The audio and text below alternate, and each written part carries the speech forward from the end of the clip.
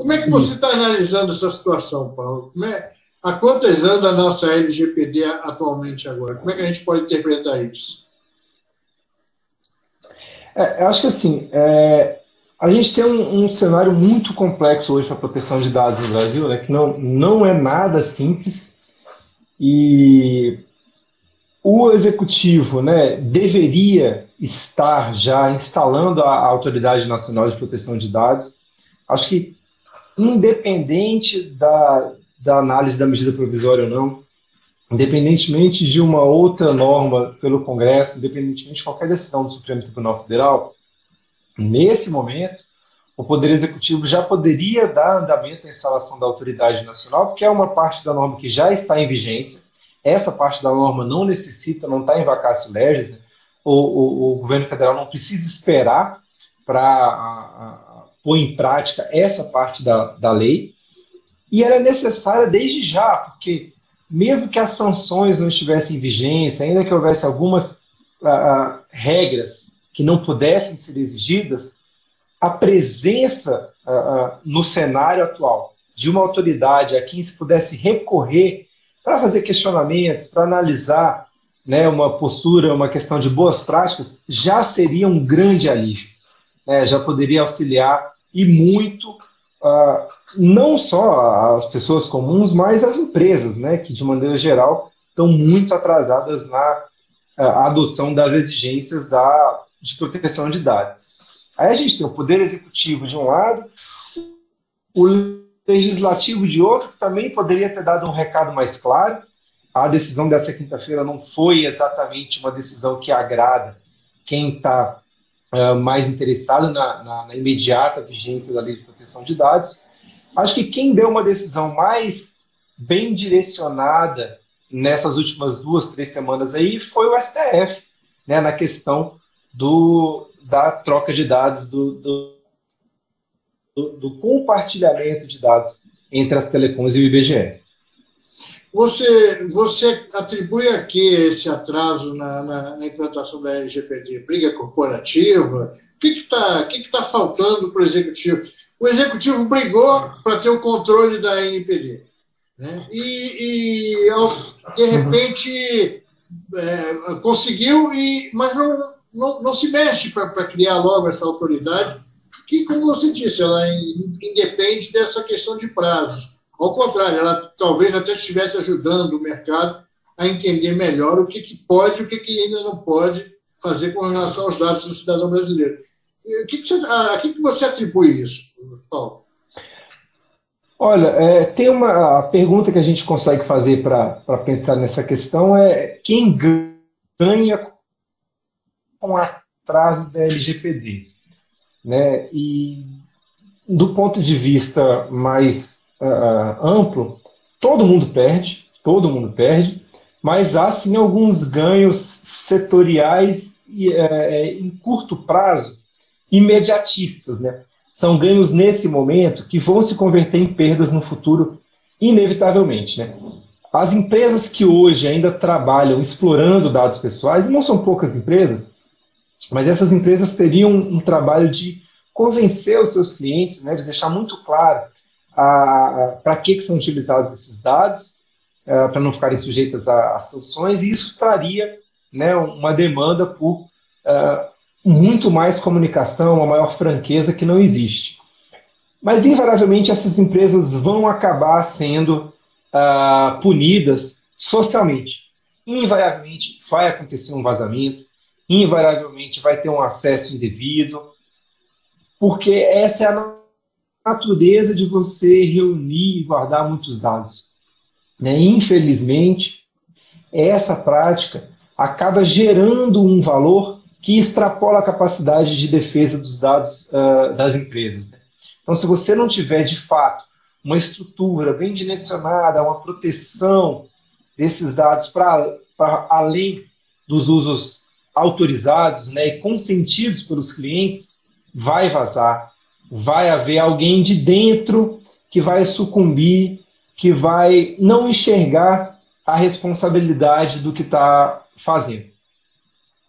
O que precisa ser feito hoje, de fato, é uma cultura da importância dessa proteção de dados E tem uma questão sensível, Luiz, que é a redução da proteção de dados à privacidade, né? Ah, eu não tenho nada a esconder, então eu não preciso proteger os meus dados. Essa falácia, a gente brinca que ela pode ser comparada a alguém dizer que não tenho nada a falar, então eu não defendo a liberdade de expressão. Todo mundo vai ao banheiro para fazer a mesma, vou exagerar, meia dúzia de coisas, né? Não tem muita coisa que a gente faz no banheiro. Mas quem quer privacidade, fecha a porta. Né? E você fechando a porta, você traça, aqui é público, aqui é privado.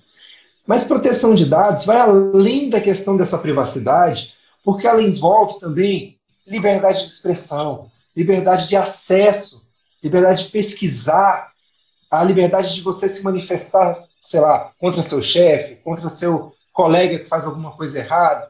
Se os seus dados são completamente acessíveis por qualquer pessoa, eles não estão seguros, você, em última análise, não desenvolve a sua própria personalidade.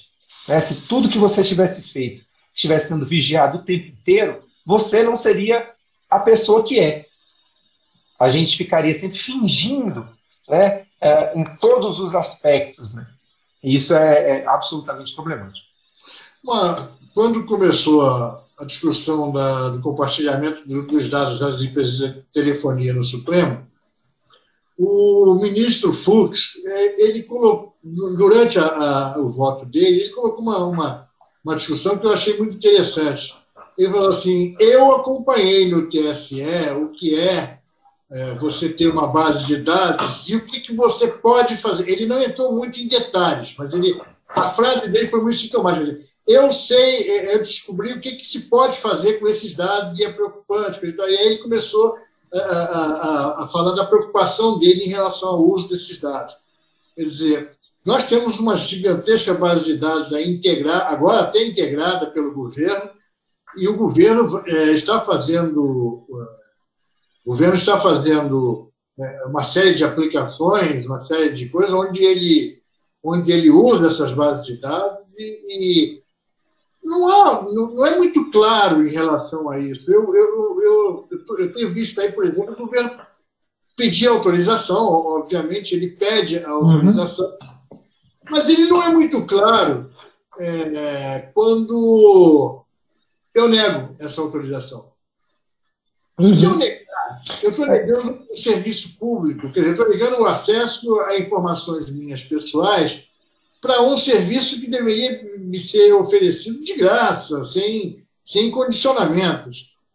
E isso eu não encontrei ainda, assim, eu vou procurar conversar com o meio jurídico, advogados mais voltados a essas brigas, né, já no judiciário, justamente isso.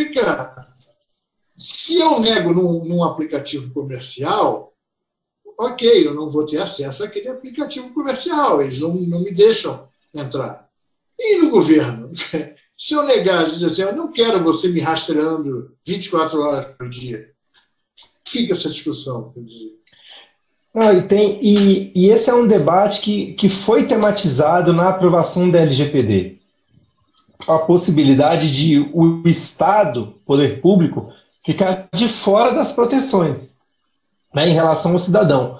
Mas, na verdade, relembrando do debate no Supremo, né, no último dia 7, o que a gente teve historicamente foi que é o Estado que acaba representando o maior número de riscos, né, e os perigos mais relevantes, porque é isso.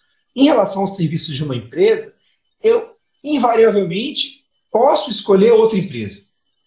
Eu posso optar pelos serviços alternativos àqueles que eu precisaria dar aos meus dados. Né? Há um elemento de escolha. Em relação ao Estado, não há.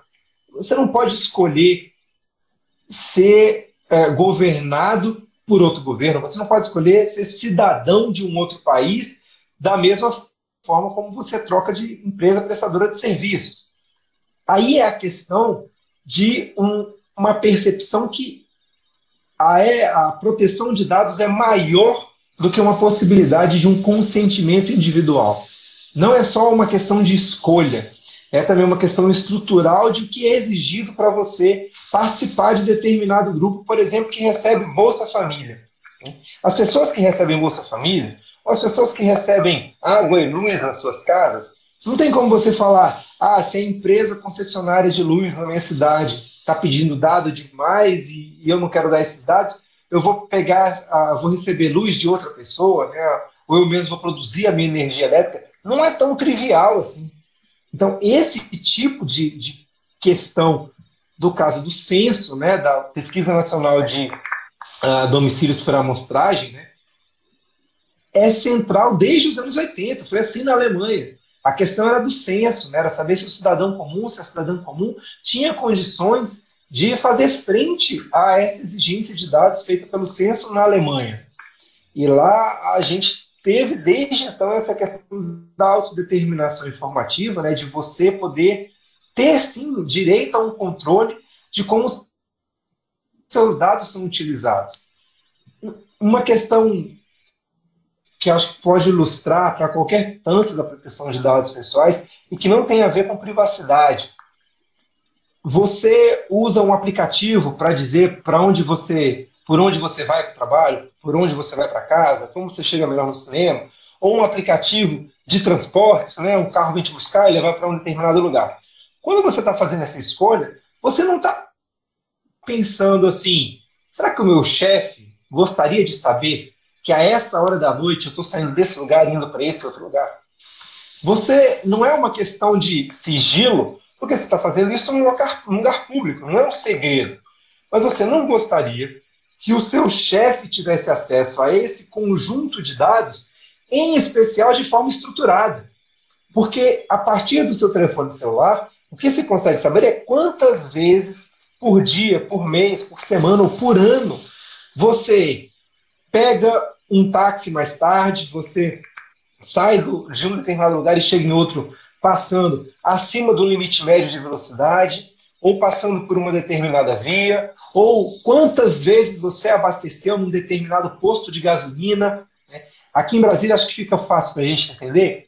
Imagina uma pessoa solteira que absolutamente não deva nada a ninguém, mas que tenha uma frequência de abastecimento num posto de gasolina ali no setor de postos e motéis. Só essa afirmação publicada, né, mesmo sem nenhum tipo de ilação expressa, que dissesse 3 vezes por semana fulano abastece depois da meia-noite no setor de postos e motéis. Pode ser que o irmão da pessoa trabalhe num fast food, pode ser que o irmão da pessoa seja um frentista, pode ser que o irmão da pessoa trabalhe num motel, pode ser que a pessoa de fato vá ao motel.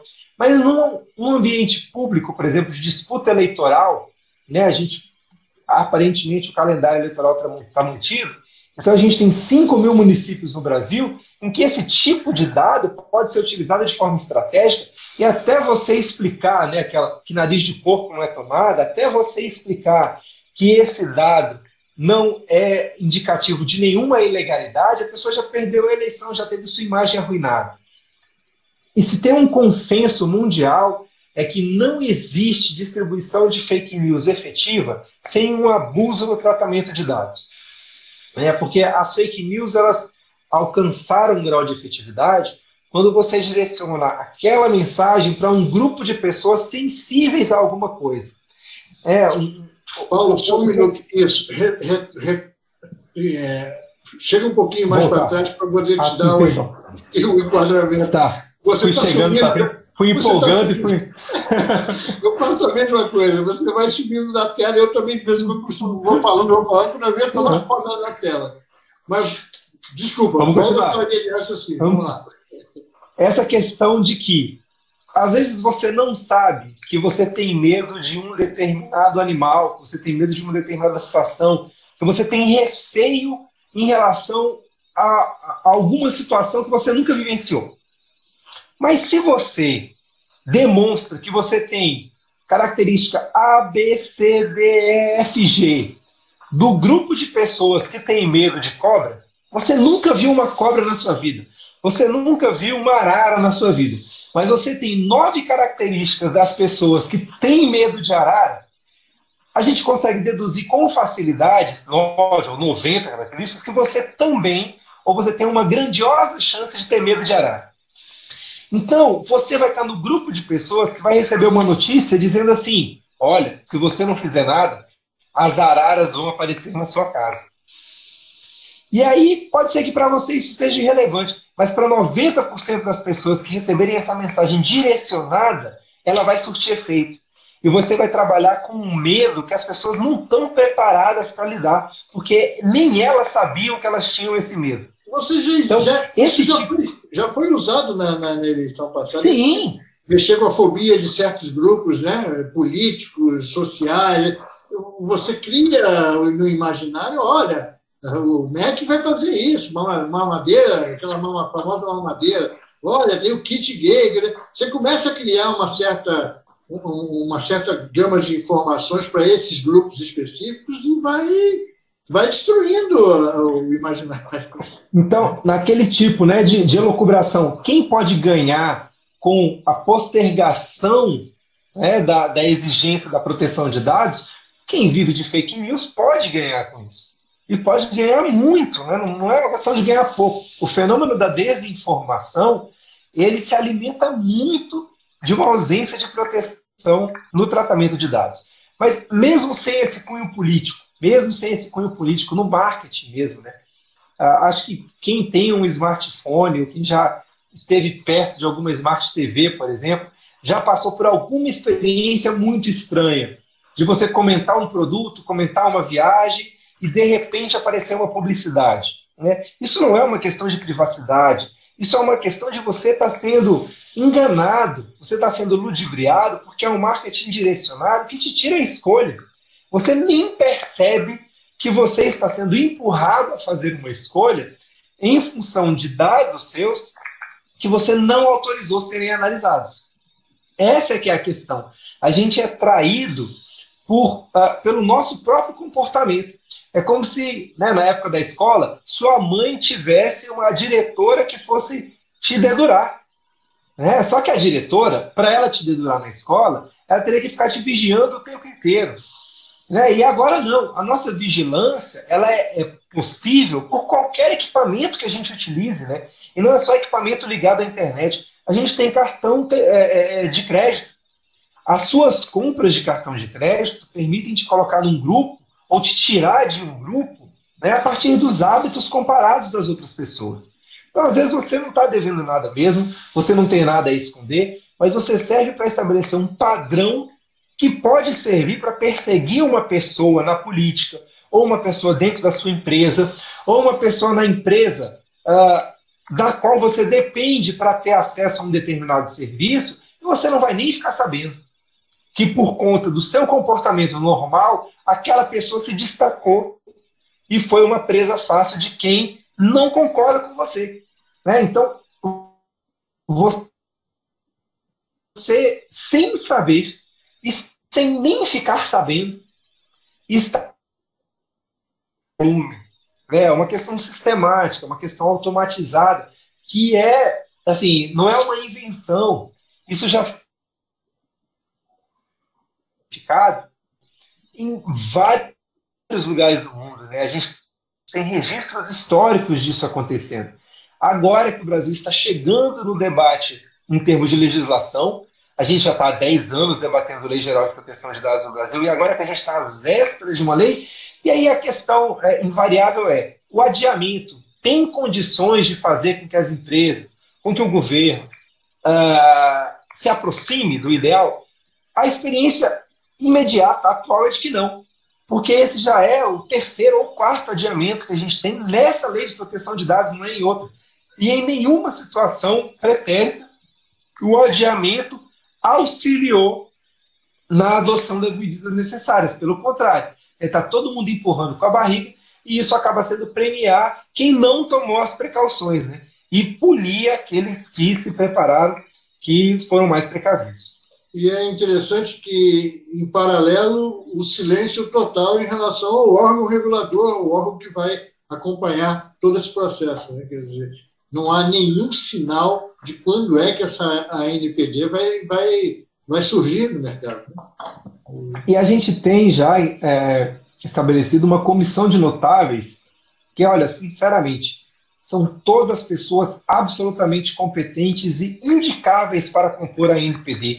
Eu acho que não haveria no Brasil hoje nenhum tipo de revolta, nenhum tipo de indignação ou de incômodo se as pessoas que já estão com a sua proeminência na área fossem as primeiras indicadas para uma inicial composição da autoridade, porque esse é um órgão público que vai haver rodízio, que vai haver variabilidade. As pessoas apontadas lá vão sair eventualmente algum dia. É importante que haja alguma autoridade, né, que possa ser um farol, que possa ser um norte, que possa dar segurança para as empresas, porque hoje, qual que é o cenário, Luiz? Você tem uma empresa de delivery que está concorrendo com outra empresa de delivery. Aí eles pensam assim, bom, se eu cuidar dos dados dos meus clientes e não repassar, eu estou perdendo dinheiro. A outra empresa está repassando, está ganhando dinheiro, está contratando mais gente, está fazendo mais publicidade, está vendendo mais que eu. Então, sem a regulação, o mercado vai se destruir. O mercado vai se destruir até um dado momento em que todas as empresas vão repassar todos os dados, vão ser vítimas de escândalos de vazamento e vão perder a sua credibilidade. E isso é destrutivo para a economia. A ausência de proteção de dados é como se a gente estivesse botando fogo em petróleo, né, para poder fazer mais barulho para o nosso posto de gasolina, para poder vender mais. Isso vai causar uma explosão que a gente nunca viu. Em tempos de pandemia, em que dados de saúde, isso é evidente, a proteção individual de que se eu estou doente, se eu não estou doente, se eu moro num bairro que tem mais ou menos pessoas doentes, isso é uma questão crucial. Imagine uma declaração hoje que dissesse as pessoas dessa determinada periferia têm 90% de contaminação de Covid. Coitada da empregada doméstica que mora nessa localidade, que já está sendo explorada para ir trabalhar, mas, enfim, eventualmente a família não tem como abrir mão desse serviço. Pior aí, a pessoa vai ser mandada embora ainda porque ela mora num bairro e ela nem tem nada a ver, ela está se cuidando, mas ela vai ser punida. Ou um empregado em uma determinada empresa, um candidato à contratação, né, no momento de relaxamento. Não, você vem daquele bairro onde muita gente tem Covid, não vou te contratar. Né? Ou uma faixa etária, ou uma raça. Então, assim, existe uma possibilidade enorme de abusos e mal entendidos a partir de divulgações de dados que ficam cada vez mais fáceis. Né? E sem uma autoridade que possa cobrar essa responsabilidade, a gente pode estar caminhando para um cenário assim muito tenebroso. Paulo, ótimo papo, obrigado por você ter cedido aí teu tempo, aí, teu sábado para conversar comigo, mas acho que era importante a gente conversar sobre isso, porque nós estamos num cenário aí tão complicado de Covid-19, economia parada, e ainda por cima essa questão dos dados, que a gente não sabe exatamente o que vai acontecer. Então foi bom conversar um pouquinho para a gente poder se situar nesse contexto geral aí. E sempre que você tiver novidade... Luiz, só para complementar com a mensagem, para não ficar assim tão pessimista, né? Uma coisa para não ficar assim tão realista. Eu acho que não está pessimista, eu acho que está realista, mas vamos lá, diga lá. A gente tem no Supremo Tribunal Federal hoje, né, com a decisão do dia 7, um passo gigantesco a favor do reconhecimento de que cada pessoa deve ter a liberdade de cuidar dos seus dados. Né? E isso é muito importante. Né? Eu acho que a imprensa nem deu a devida relevância para essa decisão do plenário, que até foi feita em caráter precário, ainda falta analisar o mérito, foi no referendo a uma medida de urgência, mas a fundamentação que foi utilizada ela é muito promissora. Ela tem uma limitação, que ela depende de meio que um fato consumado, né? No caso de uma ameaça de violação a direito. Mas ela já é uma indicação muito boa. No caso particular do IBGE, isso ficaria muito claro. Se as teles tivessem entregado os dados, não adiantaria uma decisão do Supremo depois. Né? Aí é a brincadeira do xixi na piscina. Não dá para recolher uma vez que foi feito, né? Mandar voltar, botar a pasta de dente de volta no tubo. A granada, uma vez que você tirou o pino, meu amigo, vai explodir.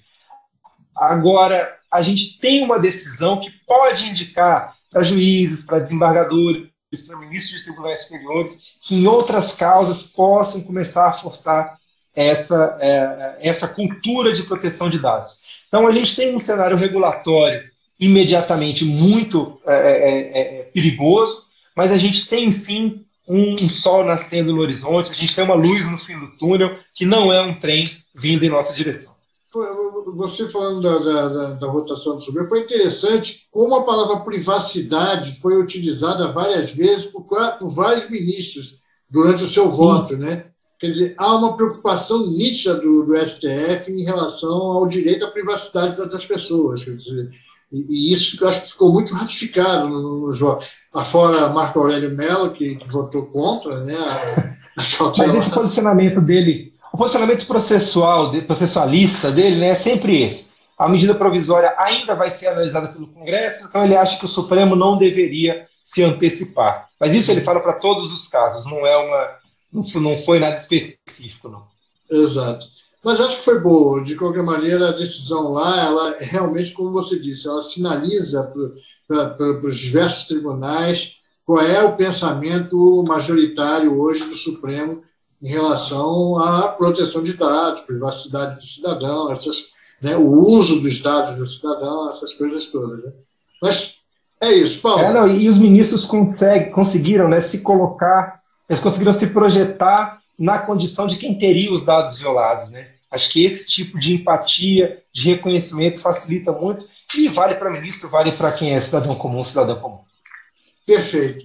É isso então. Bom sábado para você. Tudo de bom. Obrigado por ceder teu tempo aí para conversar com a gente sobre esse assunto. E vamos tocando aí quando tiver novidade. Eu que agradeço o espaço, Luiz. Aciona a gente aí quando tiver novidade, tá bom?